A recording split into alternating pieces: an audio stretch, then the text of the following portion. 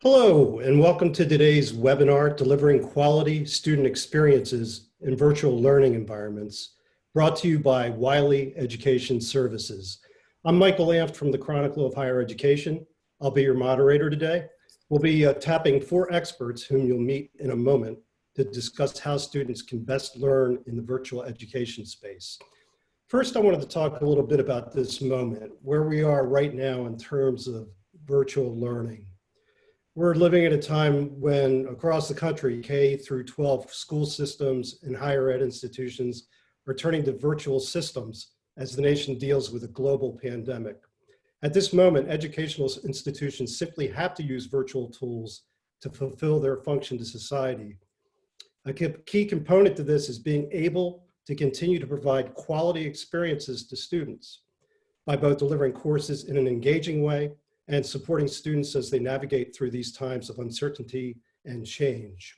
With many universities making the decision that summer courses will be virtual, and with fall courses still in question, we need to look at ways to continue to improve these experiences for learners. Today's webinar will give you some tips on how to do just that. As we proceed during the next hour, you can engage with us on Twitter during the webinar using the hashtag #VirtualLearningChat. All one word.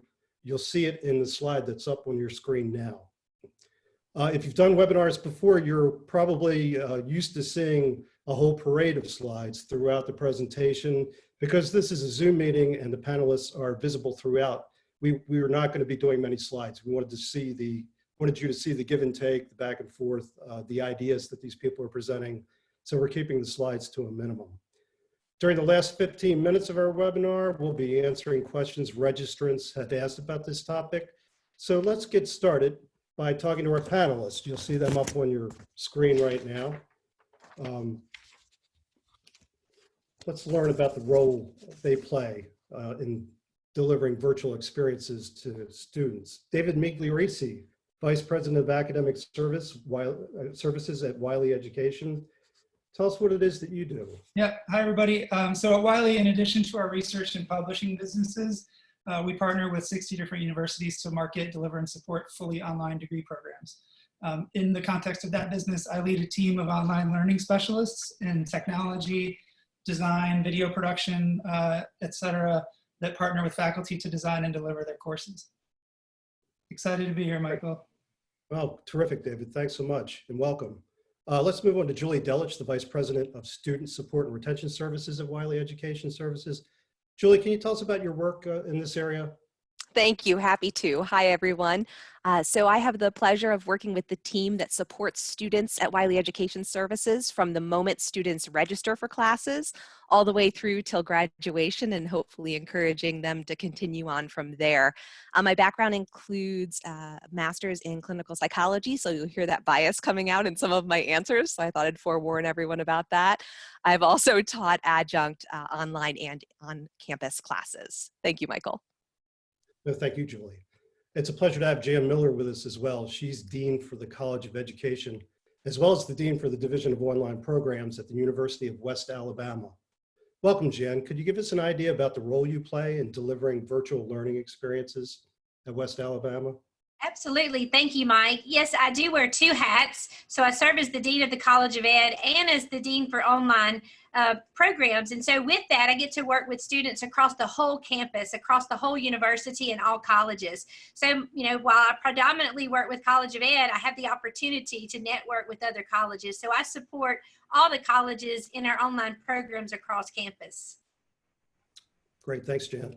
Last but not least, we're also joined by Janina Sitch, Criminal Justice Program Director and Professor of Criminal Justice and Forensic Behavioral Health Programs at Concordia University, St. Paul.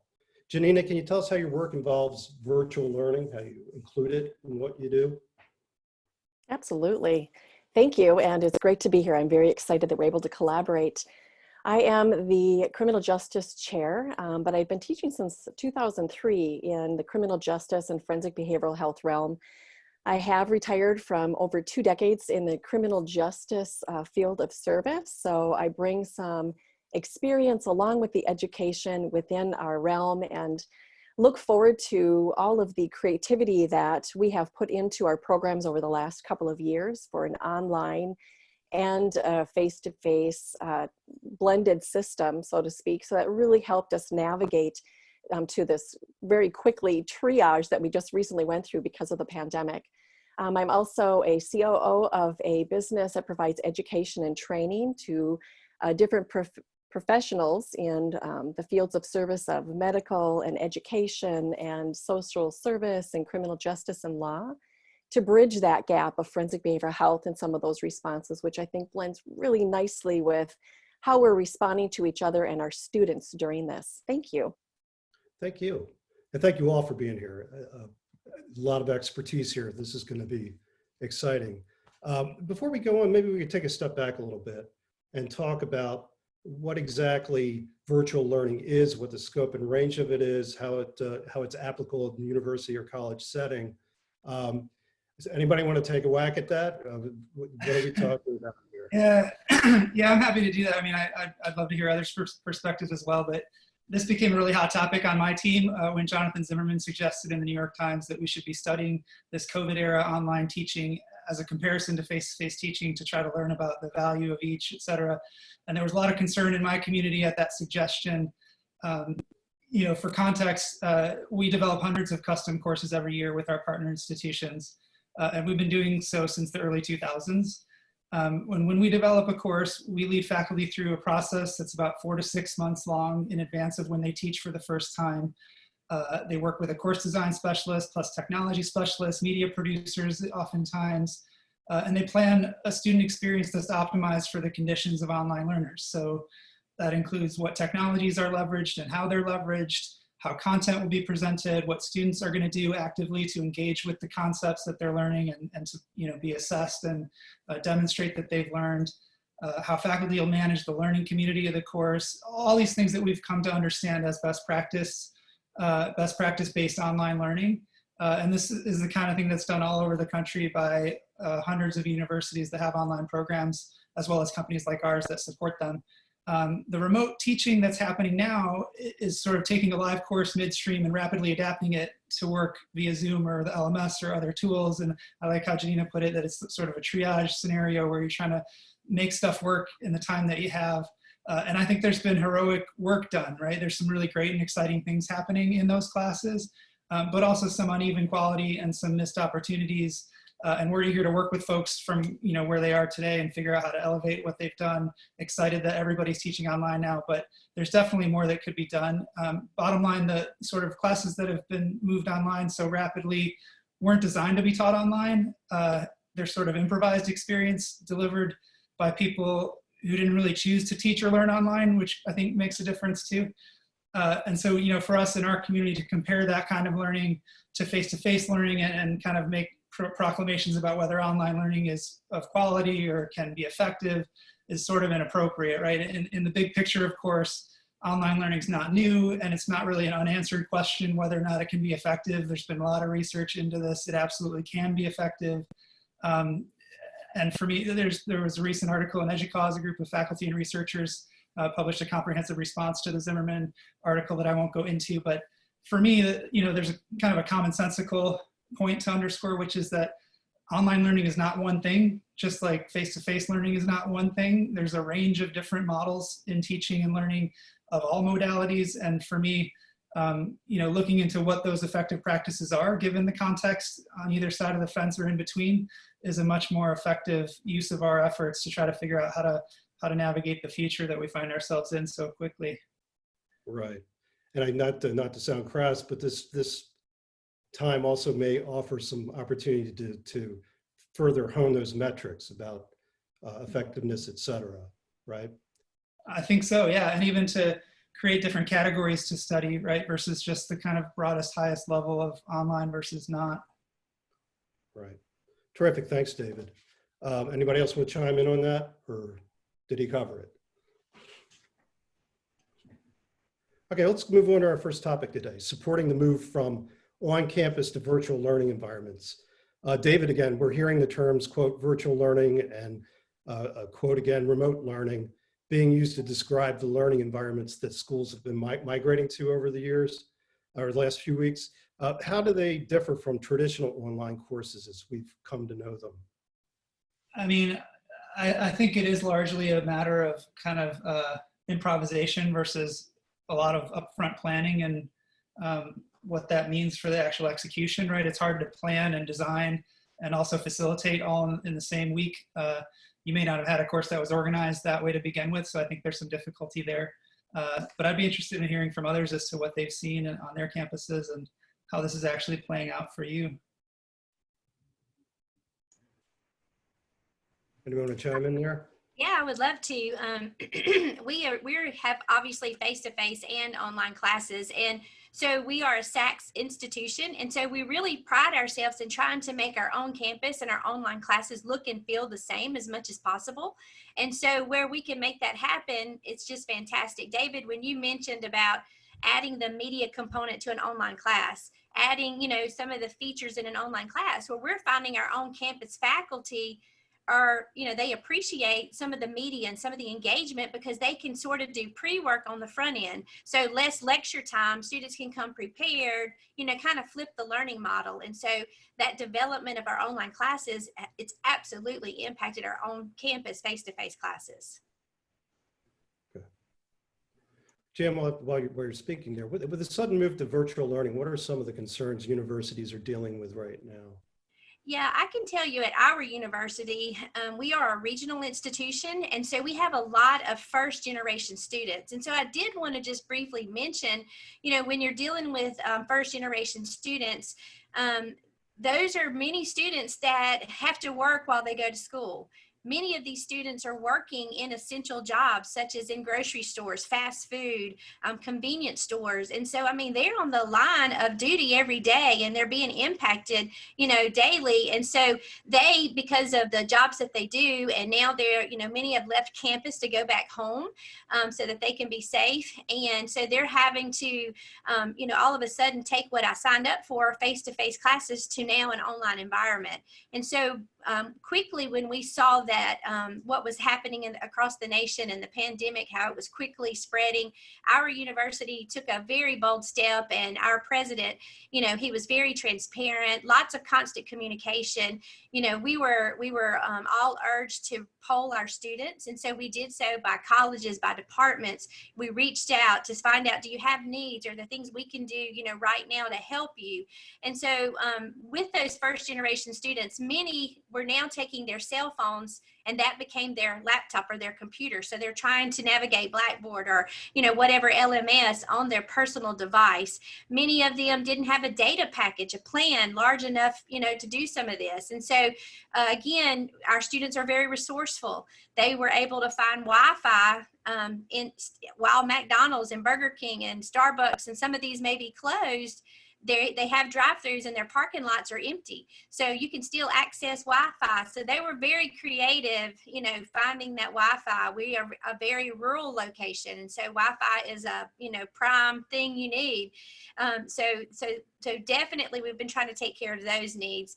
We did have some things in place already, like a food pantry. So when the pandemic hit, we knew that we were going to have students in need of food. And so we quickly created a link where people could donate. So we needed to, you know, up our supply there. And so that's been wonderful. Also, the university created what we're calling an emergency student fund.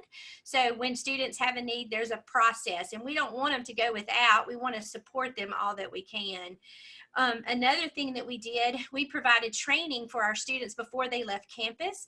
So how do you navigate an online class? What does it look like? And, you know, not to our surprise, our students were really well versed in online learning. Many of them took online learning classes in high school or correspondence or, you know, some classes like that. So they really adapted quite well. Our bookstore made all books available to students for free through the ebook version. So that was very nice. Some of our first generation students share books among, you know, friends. So that was very, very, very helpful. Also, we kept our computer labs open so that if you do live close to campus and you need to access a computer or Wi-Fi, you know, you could drive in and they're open, you know. We've got our schedules posted and we've sent that to students, and that's been very helpful to our students. Lastly, I wanted just to talk quickly about our faculty concerns. We do have some faculty who have never taught online, who were nervous and scared to teach online. And so how do you transition and get them prepared? We were lucky, if you call it lucky, that spring break sort of hit perfect timing for us. So we extended spring break by a week. So the students actually received a 2-week spring break. And during that 2 week is when we did the onboarding with our faculty. So we are lucky that we have a strong instructional support department of 5 people. We have 3 instructional designers. We have 1 that's exclusively with remote proctor dealing with testing. And then we have a director. And so during that 2-week onboarding process, we were able to provide training, but most of all, we provided individualized training by person, because what we found, faculty were from 0 to 10 on their capabilities. And so when you try to do training that fits all, you miss most people. You're training to the middle. So we did a lot of individualized training. We got Zoom for everyone. We talked about how do you give feedback to students, because face-to-face we can do that. Online it's a little different. And so one big best practice we talked about was final exams are coming up.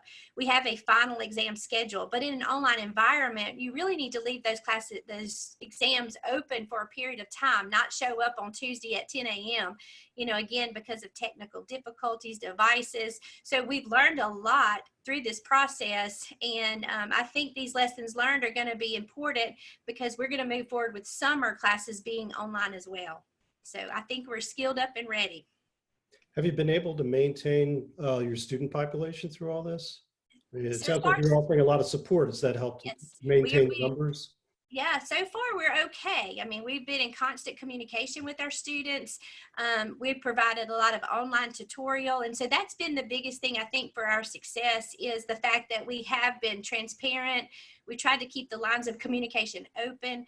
When there's a need, let's take care of it where we can. And we're a small institution, and we can probably do things that larger institutions cannot. So, so far our enrollment is okay. We're steady.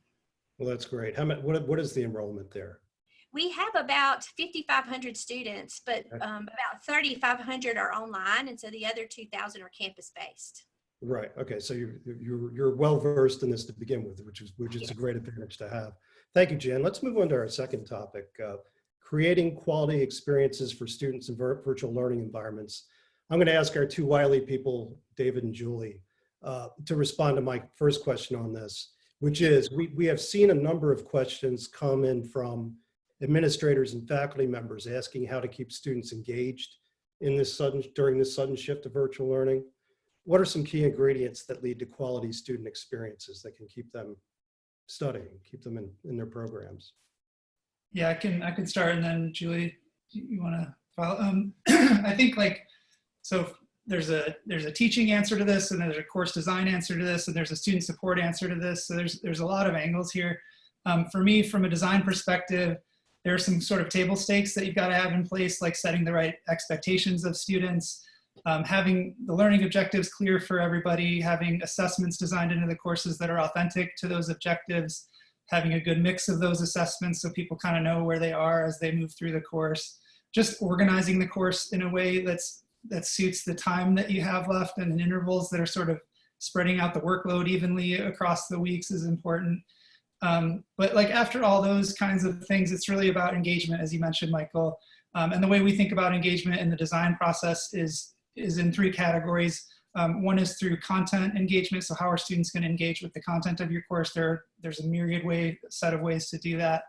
Some more active than others, and we try to mix that up and keep it active as much as possible. It doesn't always have to be on you to deliver all the content, right? And there's an art in figuring out the balance there. The next category would be engagement with peers. So you don't want to overlook the fact that students are working with each other, and even more so probably in an online setting than you even notice. But you can leverage that, right? You can set up study groups for people. You can partner people. You can have discussions and prompts for folks to keep them engaged across the weeks. I think all that stuff is really important in normal times, and even more now when people are all very new to this and kind of navigating it fresh for the first time. So I'd look at that peer engagement, and I'd look at instructor engagement. in the classroom, it's real easy to see whether you've got your students' attention and how well you're sort of navigating and leading them through content and activities and things. Online, it's a little bit harder. And you also don't want to burn yourself out by trying to do too much, right? So we try to strategize for balance between those different categories of engagement. So students are having, great time, a good and sort of fulfilling time working with the content itself, a healthy way to work with peers, and also enough engagement with the instructor that they feel like someone cares about their success and is looking out for them and is also there if they need to ask a question, etc. And I think that's sort of the big picture for us. Back to online learning not being just one thing, there's lots of different ways to set up these balances, and there are different models that can be successful depending on what you're teaching and the level of your students and all kinds of different things. But most of the time we design very relational, small class size types of instructional strategies. There are also higher scale models that you can leverage off the shelf adaptive learning systems, for instance, to engage folks with content in a way that's really effective, and then augment that with some personal touch as well. So again, wide range of options here, but we think about those three categories of engagement: content, peers, and instructor. And I'd love to hear from others who are doing this all the time. Julie? Yeah, I want to just jump right on something David said that's so critical. He said it's knowing someone cares, right? So in this environment right now, students are dealing with so much disruption. The best quality student experience we can provide is that outreach, proactively reaching out before they look like they're in trouble. Don't assume they're okay just because they're posting. Don't assume they're okay because in class they were always raising their hand. This is a whole different environment. So reach out proactively whenever possible, whether it's faculty reaching out or an advisor or anyone on the campus staff that can do this outreach, and make it as personalized of an outreach as you possibly can. So again, people know that you care. The students feel that sense of being cared for and thought about. The other thing that I think is critical in addition to the care is sharing resources before the students ask. Jan talked a lot about that, what the University of West Alabama is doing. But I'm thinking here about sharing resources for support. So if you have a counseling center on campus, share that information and how to access their virtual tools. If you can look into and talk to your counseling center about what is the national suicide hotline that we would recommend, what is the national mental health hotlines and crisis hotlines, get that in front of your students before they ask for it, and do it repeatedly. So just because you sent it once via email doesn't mean everybody absorbed it. So sharing that kind of information proactively, personally, and before it's needed is really the key to having an engaging student experience. Great, thanks. I'd just like to chime in quick if you don't mind. I love the fact that both of you have brought up the whole idea of intentional. Now that we can take a little time to pause, I think we were overloaded with the collaboration and the sharing resources that a lot of instructors just almost shut down because there was so much information out there and they didn't understand the transition as well as engagement. So it's important that we're intentional. And another good source, as David had mentioned earlier about student and student interaction, it's really easy to have a student mentor another student or have a buddy system in a classroom as well, so that you all feel like you're going through this life adversity together and you can overcome these and build some of those resiliency skill sets. This is life, it's real life, and it's important for us to also embrace that. Great, thanks, Janina. I also like to hear what you have to say regarding tips for faculty, for engagement from the faculty standpoint, beyond what you've already shared. Are there other ways for faculty to kind of reach out to students and make sure that they're getting what's being offered? Absolutely. I think that this transition has really prompted our instructors to be creative in how they're engaging. So they're making pre-recorded videos that they're sending out in announcements, and they're reaching out via email and text message. They're also chunking the material into bite-sized pieces and incorporating some of that multimedia that maybe they didn't incorporate earlier, that really takes the content, bridges it to practical application. That's really been helpful.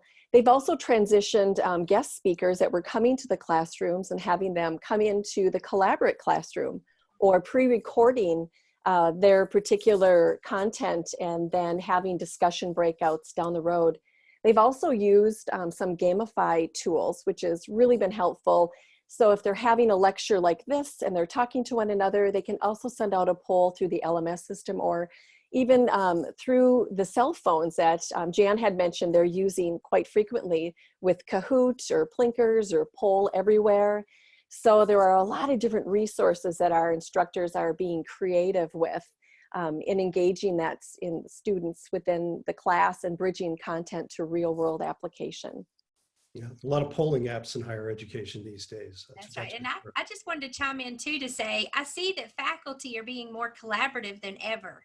So when I find a cool tool to share it with my colleagues, and then, we'll hop on a Zoom and demonstrate. So I see a lot of collaboration, not that we didn't have it before, but it's almost to a different level. And so that's also inspiring. Right. Okay, great. Thanks for sharing that. I'm going to throw the next question out to all four of you. We have seen shakeups in certain types of hands-on activities some students need to graduate, talking about labs, practicums, internships, these kinds of experiences, and even around how tests are being administered. How are we seeing those types of issues handled? We get asked that question a lot. And like the unfortunate thing is that there are some things that can only be learned hands-on, right? I think we all have to accept that. And you might struggle to find alternatives to things like labs or clinical patient contact type activities. But I think the guidance around any of those things is that you kind of have to start and rethink what you're evaluating and what options you have at your disposal to evaluate them. And you might not be able to evaluate every aspect of a skill or competency set that you're trying to teach, but you might be able to assess 60% of them and then figure out a solution down the road for the rest. What we're seeing is, exams are being rethought quite a bit. People are very concerned about security around exams and stress around exams. And a lot of times when you step back, you can think of a more authentic way to assess a lot of what you're testing anyway. So, projects, writing assignments, video assignments. There are folks who do like role play activities in front of classes, and we've converted those to like, okay, shoot a role play video with somebody, and then other students can analyze that, and there's some sort of assessment of how they can read that interaction and what they're able to demonstrate there. In terms of like labs and there are a lot of products out there. So, depending on what you're teaching, physics, bio, et cetera, there are actually a lot of products out there. They'll send you a kit that you can work with in your house. Again, there are limits to that. It might not work for a higher ed chemistry class or something like that, but there are some things there. For soft skills kinds of learning, there are simulation products. There's even virtual reality type things where virtual reality interviewing, for instance, or that kind of a thing. And of course, there's Zoom for lots of things. So, to me, the key to making these kinds of decisions is just to understand your objectives and really think hard about what you're testing or what you're trying to teach, and figure out what you can do with what you have to work with, Yeah, great. Anyone else? So from a go ahead, Jen.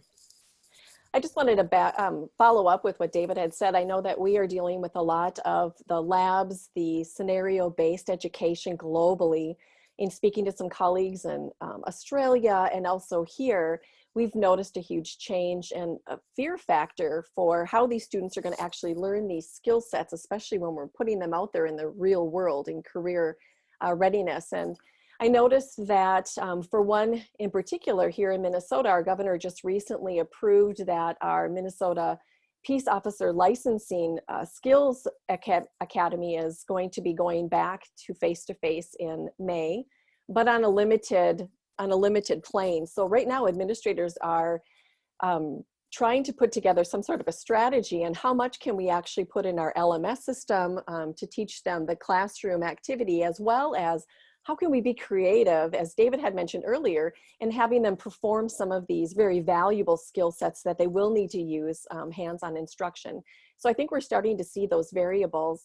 I know that there are a lot of challenges with us not only teaching them in the lab, so to speak, but also what does that mean for them in transitioning to career readiness skill sets? I think that that application is really huge in how we're translating what we're teaching them to real world practice. And a lot of our educators in our college really have been implementing some of those strategies and how they can take that real world practical application activity and bring it into the classroom so that we can bridge that content with what's really happening out there.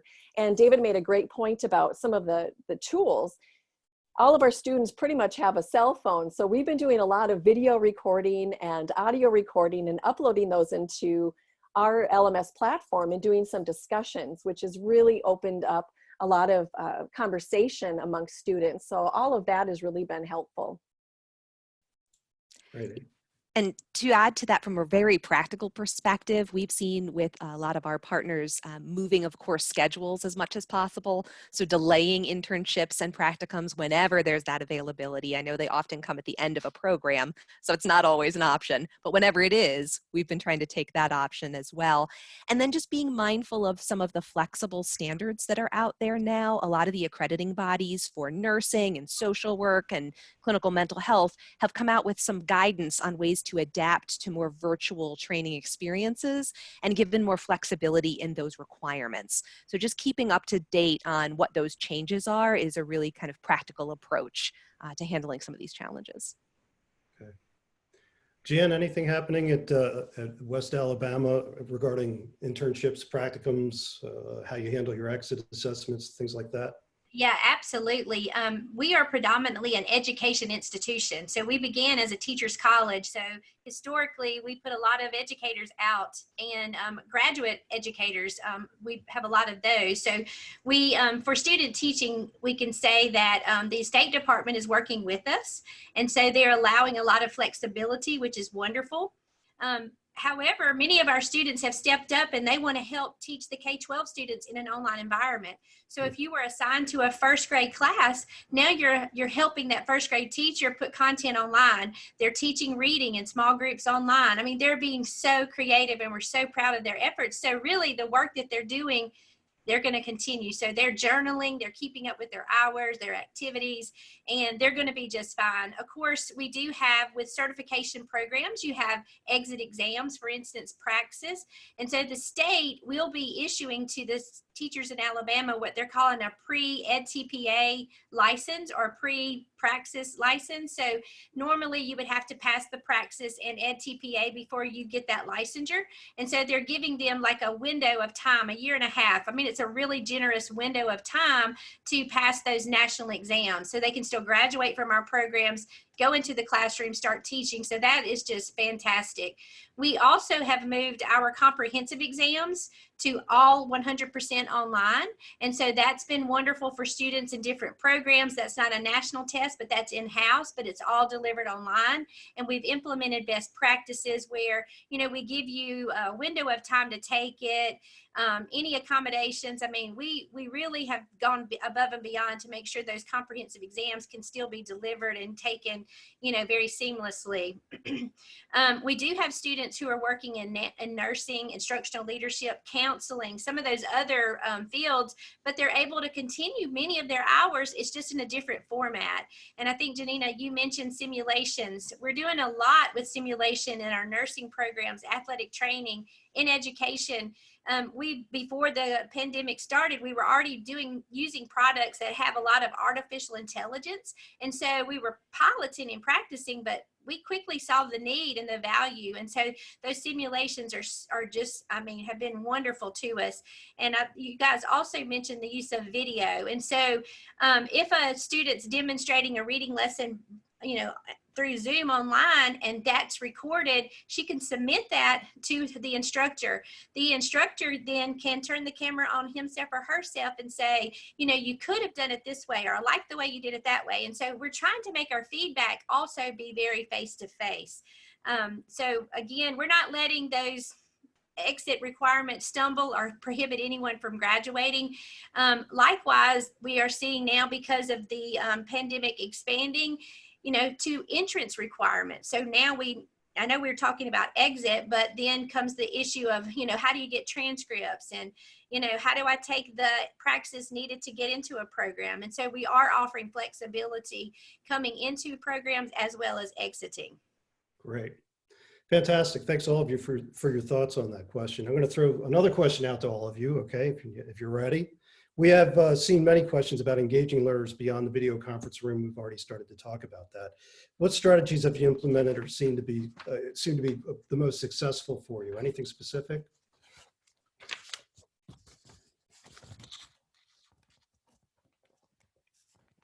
Any thoughts?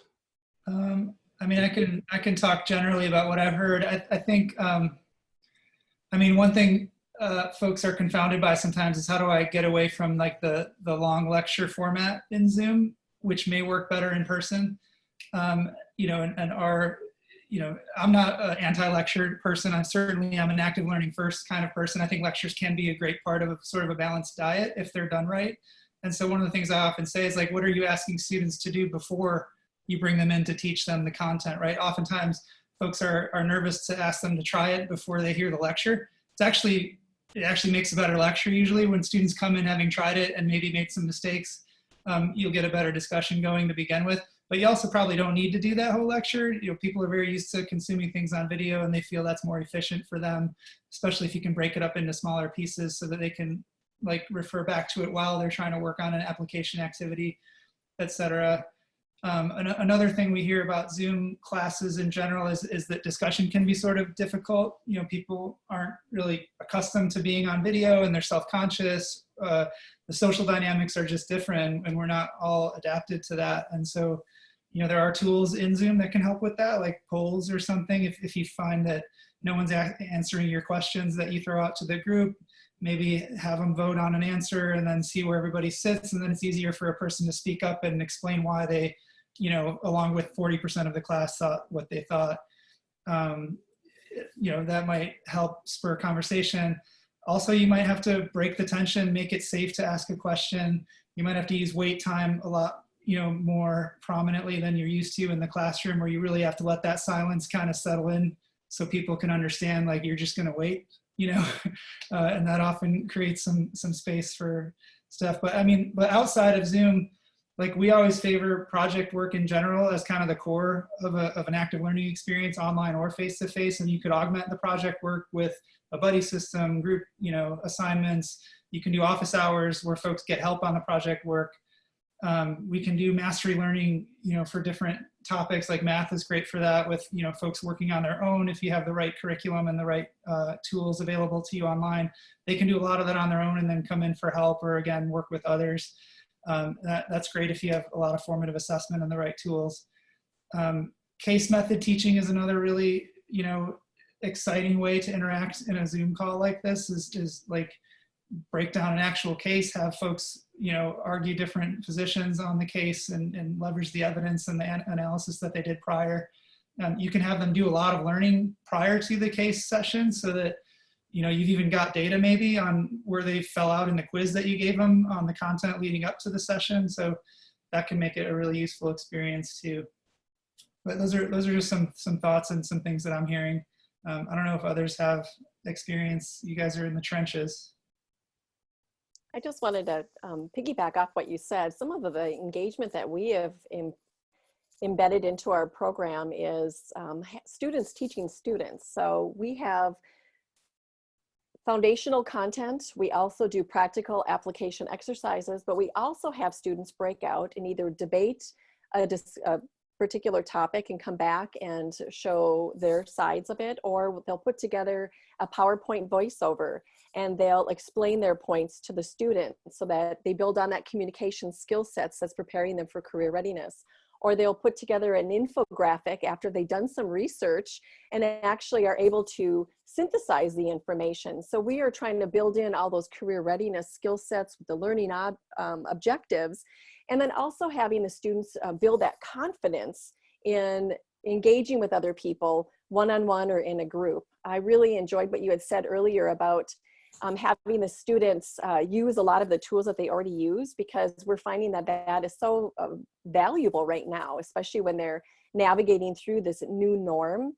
We do have a lot of students that are still, as you had mentioned earlier, a little bit fearful of not only how are they going to navigate the classroom, but how are they engaging. So we're really clear and provide transparent rules or engagement of how we're going to host class. So as I said earlier, we do chunk size activities. So we might have everybody logs on, they'll engage their video and audio, they'll greet everybody, and then they can turn it off so we can address the bandwidth issues.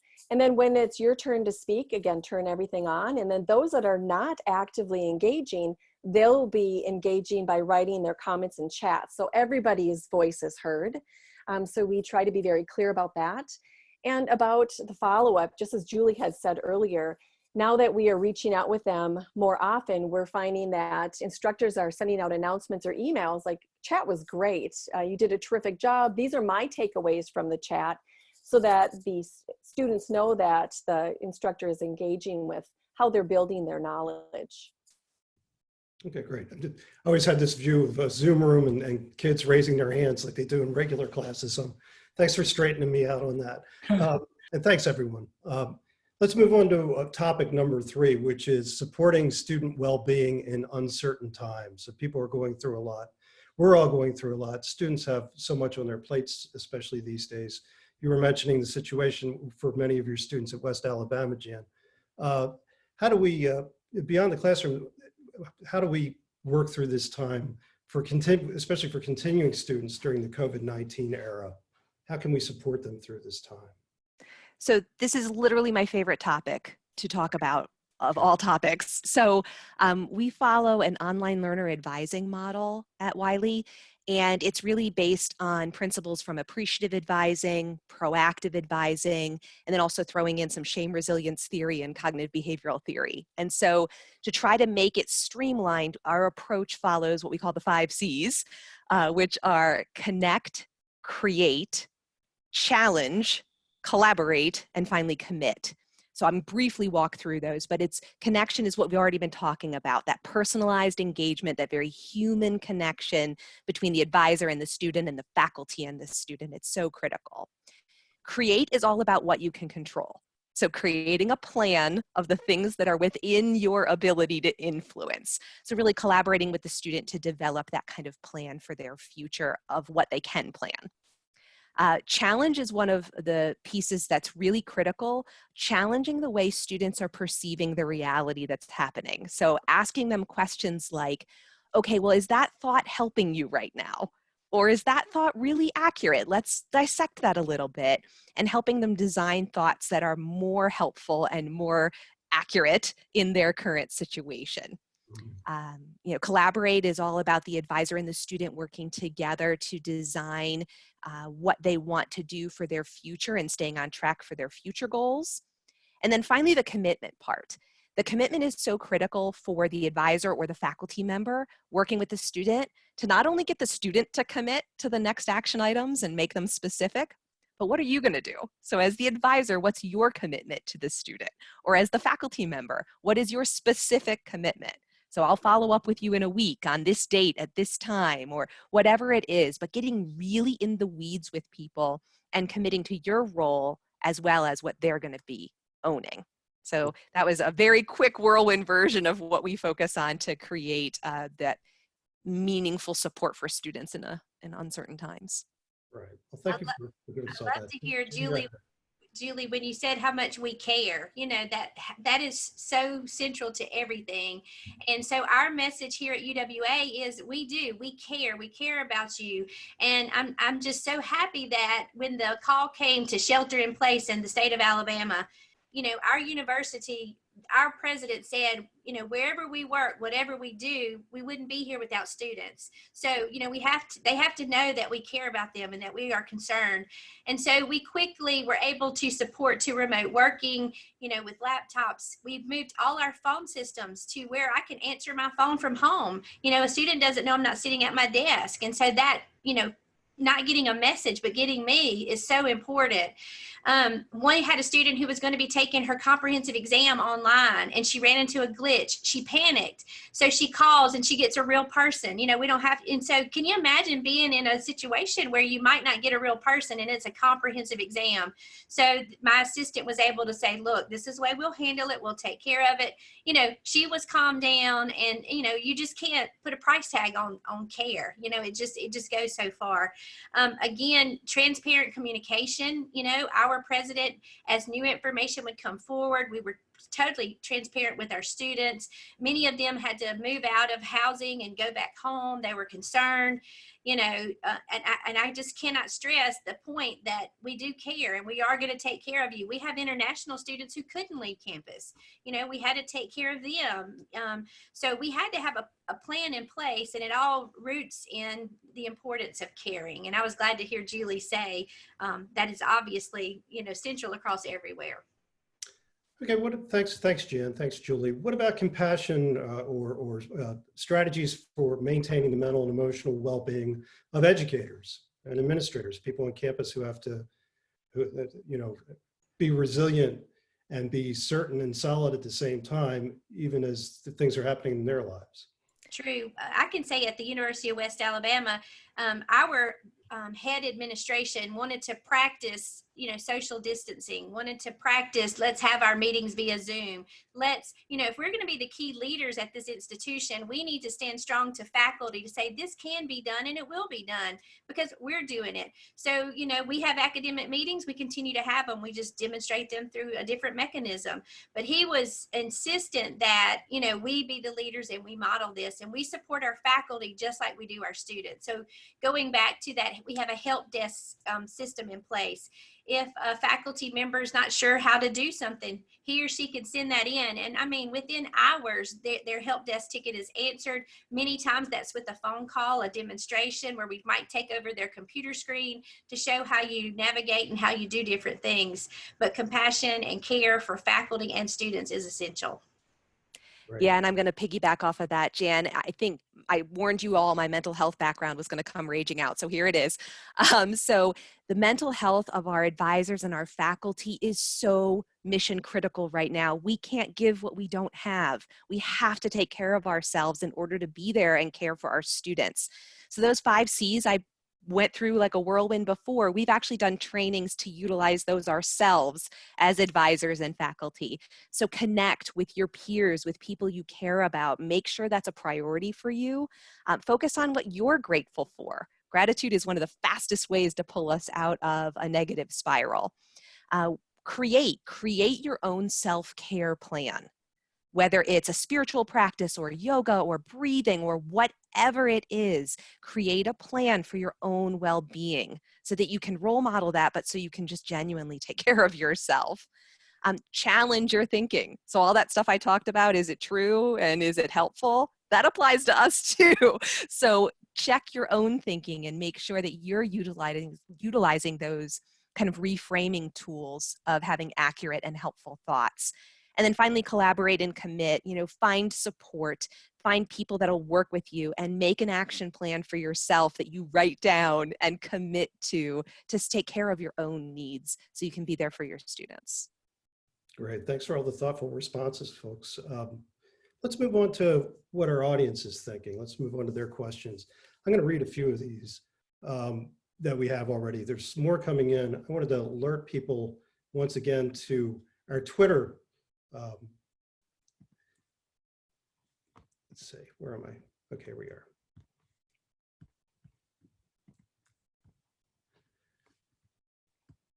Virtual learning chat, hashtag virtual learning chat. You can get in touch with us via there. You can ask questions, make comments, etc. We already have a good bit of questions. Everybody got that? Because I'm taking the screen down. Okay. Participants have the ability to upvote the questions as well. So feel free to do that as we move along. I'm going to direct each one of these to individual panelists at first, but everyone else should feel free to chime in if they have something to add, right? So the first is for Jan Miller or Janina Sitch. An audience member wants to know if there are any strategies to support weak learners in a remote or virtual environment. I can start, Janine, if you want. We are trying to do a lot of one-on-one instruction with our students. So with Zoom, for instance, a tool like this, it's just like we're sitting across the desk from each other. So if we see that a student is in need, or he or she may not understand a math concept, we can turn up the whiteboard feature and, demonstrate in one-on-one. We're doing a lot of small group, a lot of one-on-one instruction, which has been very helpful. And I think, Janina, you spoke to earlier the importance of those study groups. We are seeing that our students are coming together and wanting to work, where they normally meet in the library. Well, now they're doing it virtually. And again, providing online tutorial services. We have in place for our online students an online tutorial service. We also have an on-campus version, but since we moved everything online, we now have opened up our online tutorial to all students. So predominantly that's to help with math and English and writing, and those kind of support mechanisms are definitely in place. I agree with you. I'm just going to touch on what you and Julie had mentioned earlier about the struggles that some of our students have. And so those that we might consider as weak learners could also have problems with self-motivation, and that self-motivation transitioning from face-to-face, where they have to show up, to online, where they can hide behind their camera, so to speak. There's some different tools or elements that we could use, and being really cognizant of what they're going through. So the one-on-one, as you had mentioned, Jan, is really important, because if we can hear their voice, we can also gauge how they're showing up. By having the one-on-one video, we can see how they're showing up. So a lot of those behaviors are really important for us. Some of the tools that we've used to help students that maybe are having some difficulty with this transition are to maybe go old school, have them look at a calendar on their smartphone or go back to the calendar or planner. Trello is really a great tool for students to manage their classes, especially since now it's online. I don't know about any of you, but all my days and all the hours are blending together that it's really difficult for me sometimes to stay on task as well. As far as self-motivating, another really great tool is Cold Turkey. I don't know if you've heard about it, but Cold Turkey is a really terrific app that students can use so that they can stay focused. It'll actually put their Facebook or their Twitter or their social media or even the internet itself on hold during that time frame while they're in class. So that also helps keep them focused. And then they can take a look at some of the analytics behind it so that they can see where their time wasters are. So those are a couple of tools that we've implemented as well. Great. Terrific. I'd like to add a quick plug if I could before we go. We have a ton of resources available on our website that we've made available for free as a result of the COVID era. edservices.wiley.com. Feel free to go there and get support. We have one-on-one live support with our instructional designers as well, if that's something that's interesting to you. And we have a Center for Teaching and Learning, ctl.wiley.com, where you can go and find a lot of support for these specific situations. Great. Thanks for sharing that. Janina, I'm going to direct this question from an audience member to you as well. Do you have any thoughts or suggestions on how to establish an online teaching norm of video on? The writer feels that there might be pedagogical merit in having that. Any ideas? Absolutely. I think I touched on this a little bit earlier, and many of us have, is that being really clear with our expectations and helping students find a new routine is really important. So as we're engaging in a different reality of virtual learning, I like the term virtual because this really is a temporary situation that we're moving face-to-face to an online environment, is to be clear and intentional. Have them prepare before they come to class on particular material so that when they come, it's more about a conversation. It's not about, I'm going to be teaching you this and you're going to listen to me for an hour. It's a conversation so that we can really dive into some of the content. And also about the navigation of the video and audio is really important as well. More often than not, in all of my classes, I'll put in the whiteboard or explain beforehand how I'd like them to arrive to class. When you show up, please put your video and audio on. Greet the instructor and everyone in class. You can mute yourself and turn your video off if you'd like. But when you participate, I'm expecting you to turn that back on again so that we can see one another and be in the same virtual classroom together. For the engagement during class, because I'm not seeing everyone on camera, Usually I'll use a Kahoot or a poll within class, and I'll have students type in chat. If they're not on camera answering, they need to type into the chat their answer or comment to one another as well, so that we have all of this engagement going on at once. And then as everybody has mentioned here, show up, lead by example, and your presence is really important for the social and cognitive development of students from pre-K through adult education. That's really important that we lead by example, and our presence is known as well. Fantastic, thank you. There's a question here that has a psych dimension to it, so it's got Julie Delich's name written all over it. A participant wants to know, do you have any insights or strategies for working with students with mental health issues via remote learning environments? Oh, that's such an important question, because even people that previously did not have mental health issues are now starting to experience a lot of symptomology as a result of the intense stress and changes to their environment. One of the most stressful things a human can experience is not being able to control what's happening around you and still having responsibilities. So as far as strategies go, it really reflects back on everything we've been talking about already, about that personalized connection, about the outreach before you see signs of trouble. And then I would really suggest that you talk to your counseling centers and find out from your campus resources what's available. Are there virtual tools available? Are there virtual sessions available? And utilize those resources and share them widely, even with students that haven't disclosed a challenge, because there's so much going on right now. So the counseling center is, I think, your best option to find out ways to support those learners. Okay, great, thank you, Julie. Mm-hmm. Here's one for David and Jan. Writer wants to know, is less content and a new condensed syllabus a solution, or should we stick to the curriculum? Jan, I'll let you take that one. That's a hot one.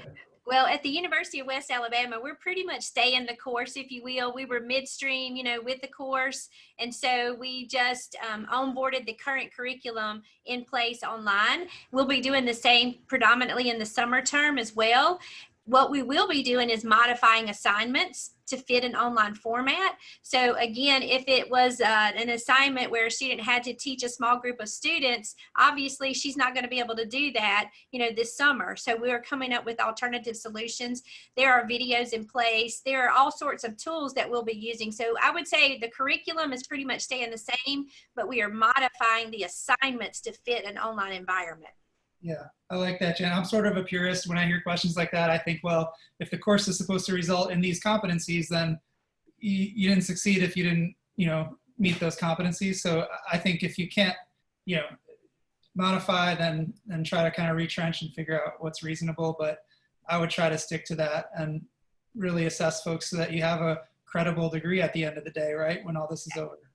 And really, they're learning new skills and new tools that, we have a lemon, but let's turn it into a lemonade. So they're leaving with more skills than they would have had we not had this pandemic. So, we look for that silver lining, Julie. And there's always something to, take away. Right. Well, great, thanks. I'd like to thank our participants for their questions and our panelists for giving us such thoughtful answers. If there are questions that have gone unanswered, and I see we've just gotten a bunch in, a dozen and a half in the past 30 minutes or so, we'll try to get answers back to people by email, Twitter, whatever means we can. I'd like to ask our panelists before we go, as we're winding up here, their thoughts on what the future might hold for traditional classes once we get through the times we're living through right now. What do you see in your crystal ball in terms of the mix between virtual, online, and traditional courses? Is this going to change things? I personally think you're going to see a more blended approach in the future. I can see where pure on-campus people are going to see some value and some benefit to teaching online, especially some of the tools and the integration of tools. So my prediction is you're going to see more blended and more coming together than so segmented. Sure. Some of the questions we're going to have to do with cost and whether more virtual learning is going to increase the cost of education. We've got 4 or 5 questions like that. What do you think? I just wanted to touch on a pilot that has just gone out in 2018. I recently read about where Central Georgia Tech and University of Minnesota, University of St. Thomas in Minnesota did a test pilot where they, in our terms, we would have thought it was blended, but what they did is they took the 3 different learning structures, face-to-face, synchronous, and asynchronous, and they combined it into one structured learning environment. And they are test piloting that, giving the students a choice in which learning environment is better for them to make that connection. And I thought that was really interesting. So that alone should be interesting to find out if they're reaching enrollment, retention, and learning objectives throughout that different approach to teaching. And Michael, at our university, we've actually levelized tuition. So, I mean, it's within dollars difference. And so where before online may have been a little more expensive, you know, it's now the students get to make that choice. And so, you know, so it'll be interesting to see how that plays out as well. All right. Okay. Yeah, well, I mean, I don't think, you know, I think after all is said and done, it'd be hard to imagine a world where online is not more mainstream than it is today. But I think from my perspective, quality distinctions will matter more. I think people will be smarter about what online learning can be and what they like and, you know, how it's best delivered. And I think schools will have to look at the demand for the different models out there and decide what their cost structure needs to be and what their product strategy needs to be to meet that demand. And that may change the cost dynamics on their side if they don't have to maintain kind of 2 massively expensive, you know, delivery models in the same, you know, to the same degree. They can kind of modify their balance. Yeah, and I think from an advising perspective, it's all about making sure you're reaching out to online learners in the way that they need to be connected with, which is different than running into somebody on campus and checking in with someone in person. So investing in the advising resources is really an opportunity, but not at the expense of raising tuition and harming students with lots of fees. You'll need to find a way to mitigate those costs from other resources. All right. Anyone else? Okay, let's wrap it up then. I want to thank our panelists, participants, and technical staff for making our webinar roll today. Thank you so much. We've discussed in some depth student engagement in virtual learning environments, how to get faculty more attuned with that and more comfortable with that, how to reach out to students during these difficult times using virtual tools, how to get an idea of how best to run those virtual experiences, what they mean in the overall tapestry of higher education, and how to build resiliency in students through these experiences, which is quite a bit to go over in 1 hour. So I salute you for doing all that. I'm sure thought leaders and campus officials and others in the future will be discussing what we'll have learned about virtual learning during this tough time we're all going through during this pandemic. In the meantime, let's stay in touch. We're going to be able to give you more resources at https://edservices.wiley.com, which you should see on your screen right. Well, excuse me. 1 second here.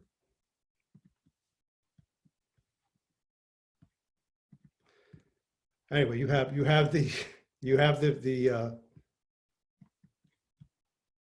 address. So let's end it right there. We can also continue the conversation on Twitter using #virtuallearningchat. Again, thanks to you all. Stay healthy and sane out there, and have a great afternoon. Thanks. Thank you, Michael. Thanks, everyone. Thank you. Bye-bye. Take care, everyone. Stay safe. Thanks.